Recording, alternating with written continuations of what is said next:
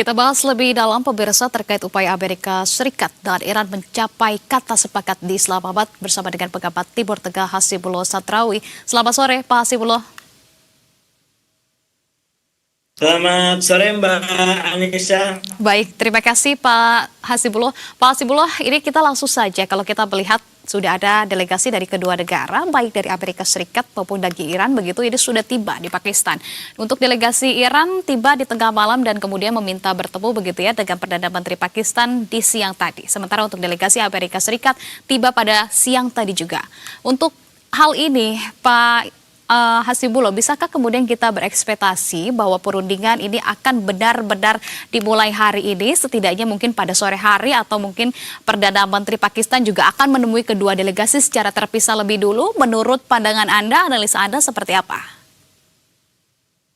Ya, terima kasih Mbak Anissa. Selamat sore Berita TV, Berita Satu TV.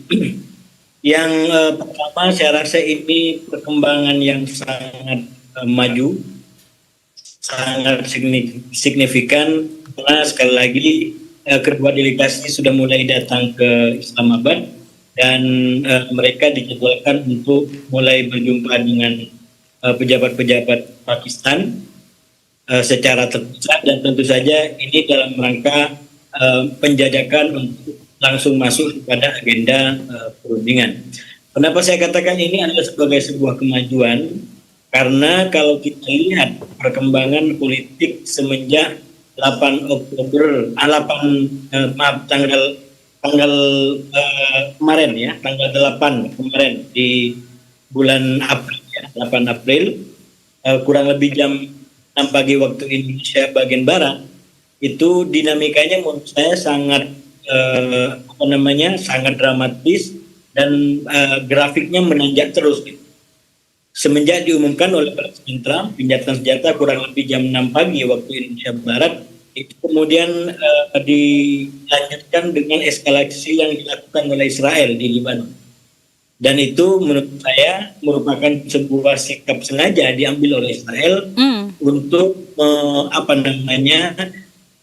untuk mengganggu gencatan senjata ini, karena secara politik saya berpandangan bahwa Israel tidak terlalu happy dengan perundingan ini, walaupun Amerika justru menginginkan agar perundingan ini menuju akhir daripada perang yang dalam kepentingan Amerika tidak bisa lama-lama, karena Amerika memiliki deadline politik dan juga kepentingan ekonomi yang dalam beberapa bulan ke depan akan menjadi rumah daripada Piala Dunia.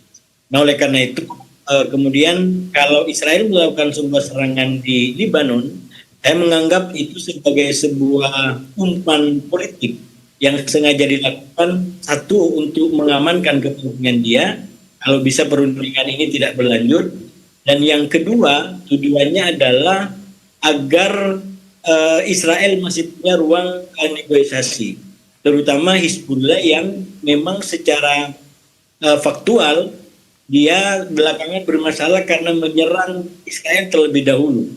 Kalau kita ingat peristiwa perang 28 itu kan sebenarnya beberapa hari kemudian Hizbullah lalu melibatkan diri dalam perang itu. Dan sekali lagi itu bisa menjadi kayak semacam kesempatan bagi Israel untuk menghabisi Hizbullah sebagai salah satu kelompok milisi yang menjadi musuhnya.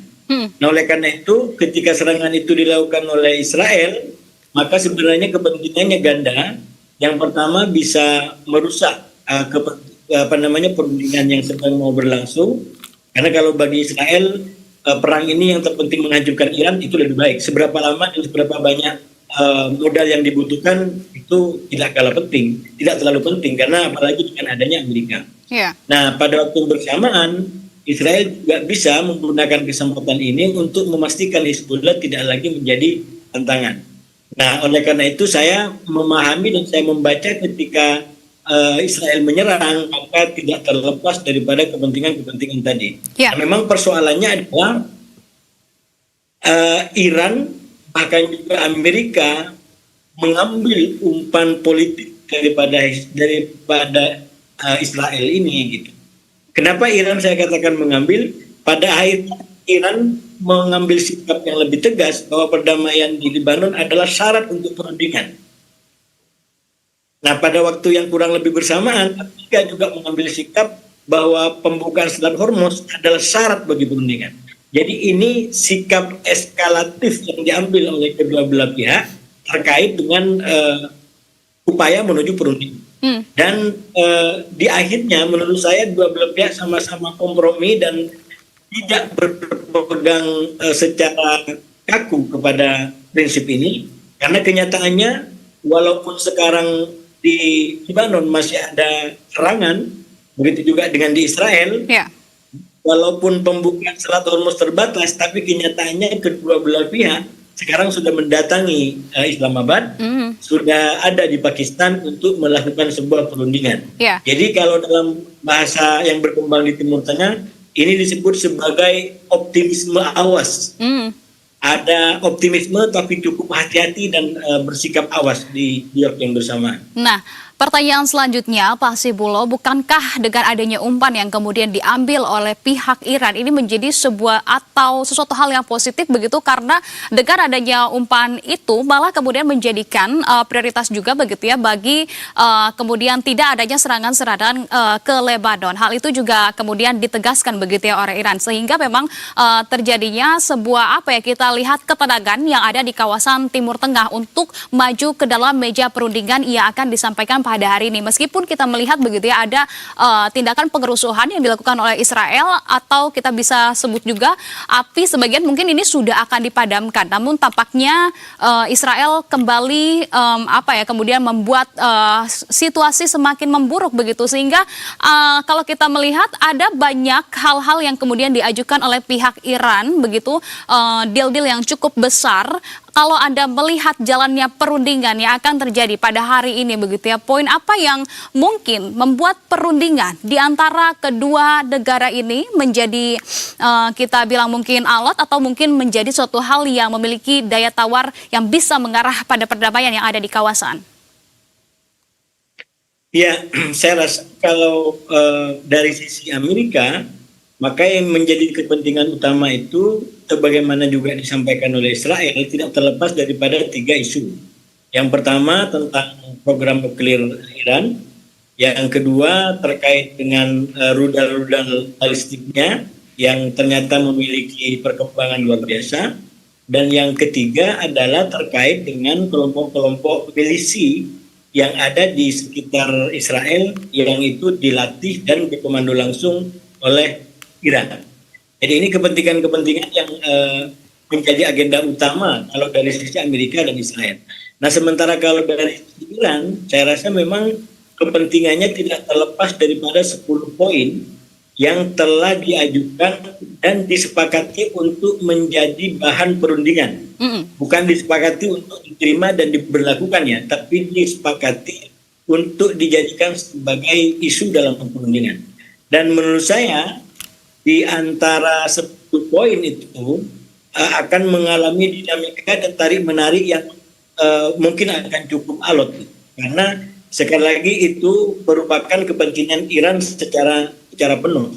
Misalkan terkait dengan uranium tadi ya, bahwa Iran bersikeras ingin mendapatkan kepastian dan pengakuan dia punya hak untuk pengembangan uraniumnya, walaupun tidak digunakan untuk kepentingan nuklir. Nah, itu tentu akan nanti menjadi berseberangan dengan kepentingan Israel, kepentingan Amerika yang menginginkan Iran tidak lagi punya potensi untuk mengembangkan program nuklir ke depan.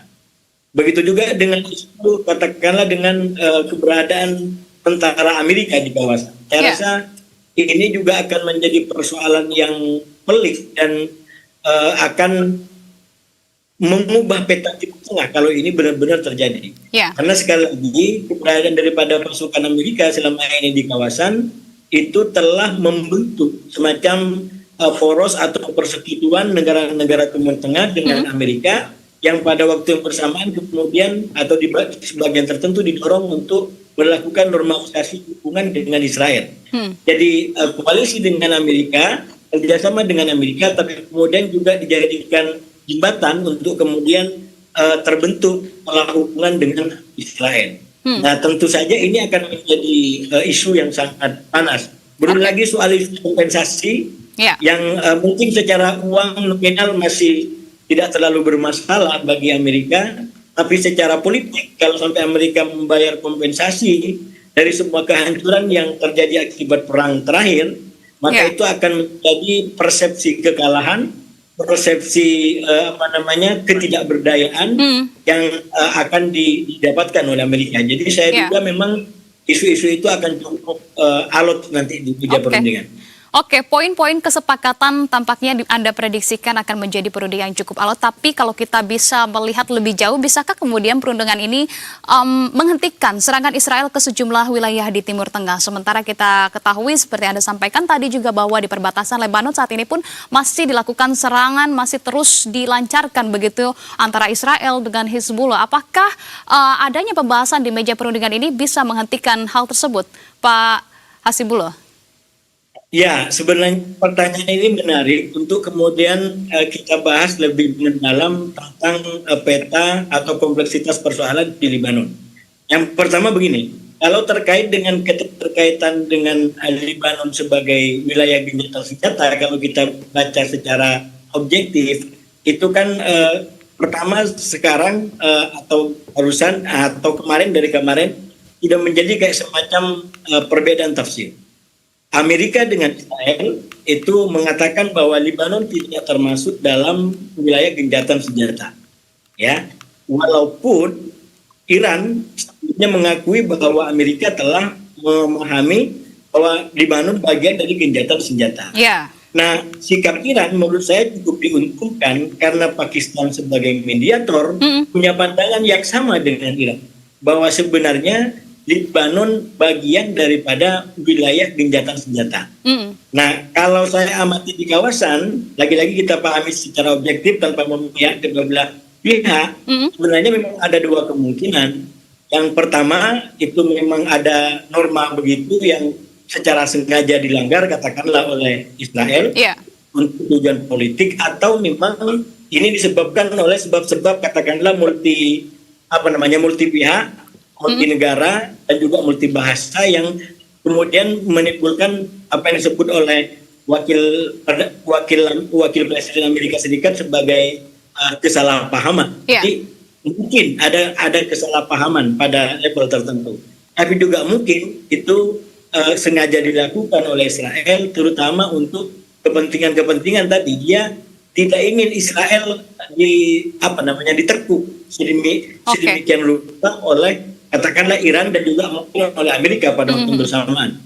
Karena itu dia coba melawan dengan cara melakukan serangan di Israel dan menganggap Lebanon bukan bagian daripada wilayah gencatan senjata. Nah, persoalannya ketika Iran minta agar gencatan senjata dilakukan di Lebanon, bahkan itu dijadikan sebagai syarat, dan kemudian pihak Israel dan Amerika mewacanakan adanya perundingan, bukan gencatan senjata, adanya perundingan di antara Lebanon dengan Israel, maka itu menjadi kayak semacam kompleksitas tersendiri. Kenapa?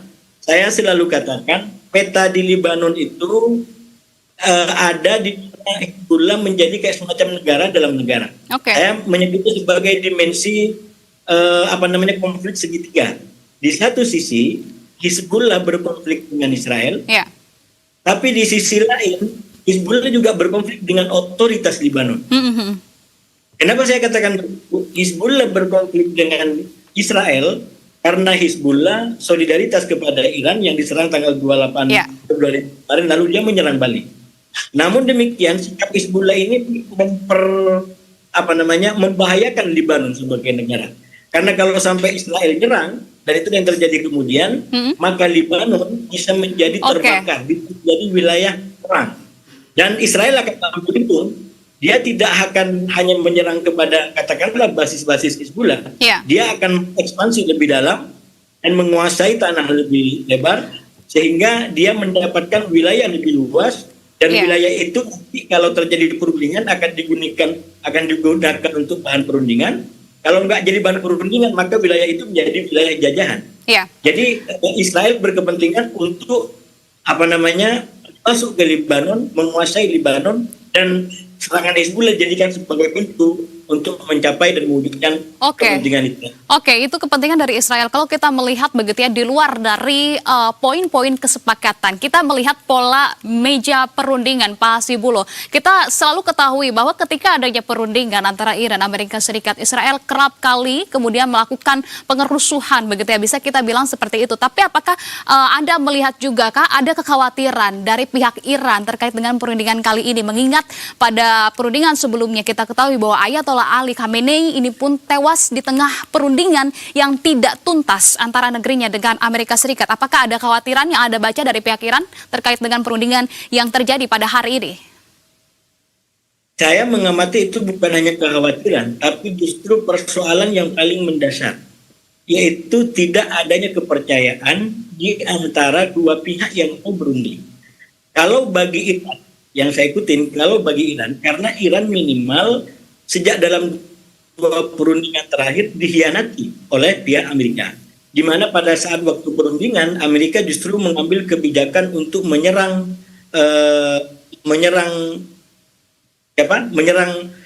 Iran, dan itu sudah terjadi dua kali, ya, bukan hanya sekali, dua kali terjadi itu. Jadi itu menjadi sebab bagi Iran untuk kemudian skeptis atau tidak percaya kepada Amerika. Amerika kurang lebih juga punya alasan dan latar belakang yang berbeda walaupun sama, yaitu bahwa Iran kurang dianggap menghormati. Pak Hasibuloh. Baik. Pak Hasibuloh. Baik. Pemirsa, tampaknya terkait dengan perundingan yang terjadi pada hari ini antara Amerika Serikat dan juga Iran di Pakistan, Islamabad. Baik, silakan Pak Hasibuloh dilanjutkan. Ya, maaf, ini internetnya masalah di sini masih cukup mendung tadi. Baik, jadi, sudah jelas. Saya melihat justru ketidakpercayaan di antara kedua belah pihak itu menjadi persoalan utama.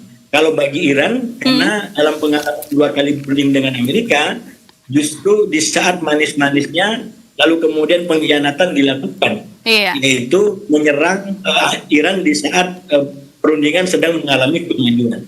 Nah, Amerika, itu yang saya ikuti dari bacaan-bacaan dan komentar para ahli di Timur Tengah, juga memiliki alasan sendiri kurang percaya kepada Iran, karena Iran dikenal atau pernah dianggap kurang menghormati diplomat-diplomat, yaitu ketika Iran pernah menyandera para diplomat Amerika. Jadi ada kayak semacam kekhawatiran dari kedua belah pihak. Namun demikian, kalau kita mau optimis, saya katakan tadi statusnya optimis dengan kewaspadaan, maka sebenarnya penambahan personil di dalam tim perundingan itu bisa menjadi penguat optimisme. Katakanlah dari pihak Amerika ada wakil presiden, ya, yang kalau kita profiling secara aktor-aktor di sekitar Donald Trump, ini wakil presiden dianggap sebagai salah satu pihak yang berpandangan positif tentang Iran. Paling tidak terlalu mengiyakan opsi perang. Jadi ini menjadi alasan optimisme di dalam perundingan sekarang. Sementara di sisi Iran juga kurang lebih sama, ada penambahan personel dibanding sebelumnya, itu Ketua Parlemen Muhammad Baqir Ghalibaf, yang sekali lagi kalau kita merujuk kepada pernyataan Trump terakhir, dia yang dianggap sebagai pemimpin alternatif atau pemimpin baru yang dianggap punya visi oleh Donald Trump sendiri. Nah, itu artinya bahwa Ghalibaf itu dipercaya oleh pihak Amerika. Dan menurut saya dua tokoh ini bisa menjadi pembeda. Jadi ibarat sepak bola, dua pemain yang dimasukkan itu bisa menjadi pembeda bagi jalannya perundingan dan pertandingan ke depan. Kita benar-benar harapkan ada pembeda dalam perundingan yang terjadi pada hari ini. Masih ada banyak poin-poin panas begitu ya yang masih dilakukan perundingan dalam poin-poin kesepakatannya antara Iran dan juga Amerika Serikat di Islamabad, Pakistan. Kita akan nantikan seperti apa hasilnya. Terima kasih kalau begitu atas pandangan yang sudah disampaikan pada sore hari ini pengamat Timur Tengah Hasibuloh Satrawi. Selamat sore Pak Hasibuloh, salam sehat selalu, selamat kembali melanjutkan aktivitasnya. Terima kasih, Mas.